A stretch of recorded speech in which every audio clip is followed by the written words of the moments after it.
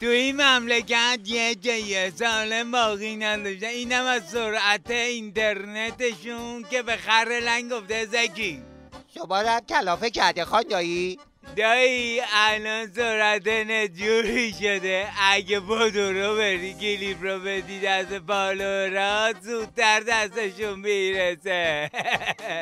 وضع نت منم یه جوری شده 7-8 تا تب که باز کنی مثل سیخای کباب هی دونه دونه از اون اول تا آخر بهشون سر میزنم ببینم در چه وضعیه، لود شده یا نه. خاندایی مگه آذری جهرمی نگفته بود سرعت اینترنت رو میخوام 4 برابرش کنم؟ آره دونه همش دایی جون، اگه یه دونه دیگه میگره میتونه سرعت اینترنت رو 8 برابر بکنه. از وقتی گفت سرعت رو بالا میبرم این اینترنت ما دیگه راه هم نمیره خاندایی. سرعت چیه؟ حالا سرعت حلزونی یه طرف، اون ایرانسل دوستم حجم بسته های ما رو مثل کیک جشن تولد پدرش داره میخوره دیگه. ورشکست شدیم دایی. خبرترین رو بخون ببینم چی داری. الان بخونم خاندایی. از خود راضی ترین متوهم هفته، رئیس کل بانک مرکزی گفت میخواهند دستاوردهای درخشان ما را در نظام بانکی نادیده بگیرند.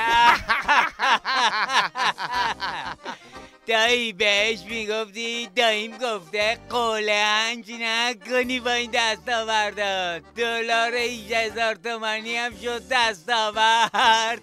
نه خاندایی احتمالا منظورش از دستاورد حذف 4-0 از پول ملیه. میگم دایی من که موجودی حسابم 3 بیشتر نداره، اونم سومیش گهگداری مثل لامپ نیمسوز خط و وصل میشه.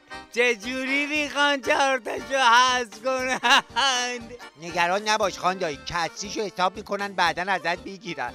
خاندایی برای چی 4 تا 0 از پول حذف کردن؟ دایی در از این کارو واسه خودشون کردن که رقمای اختلافشون زیاد به چشم نیاد. مثلا از این به بعد وقتی میخوام بگم فلان مسئول 1000 میلیارد دزدیده میگن 1 میلیون قرون دزدیده. خاندایی پس واسه مردم چه سودی داره؟ هیچی دایی جون، واسه مردم که فرقی نمیکنه، چون از حقوقشون همون 4 تا 0 حذف میشه. یعنی 2 میلیون میشه 200 تومن. دایی جون بس دوری شده الان سطح استرس زندگیمون در حد وال استریته، ولی سطح سرمایه و رفاهمون در حد بیابونای مرکزی آفریقا هم نیست. بریم ببینیم این کلیپ خلاصه دانلود شد یا نه دایی. بریم خاندایی، اگه دانلود نشده بود خودم بدورو میرم به فالوورات تحویل میدم. الهی دایی قربون خدمات بره. خاندایی خاندایی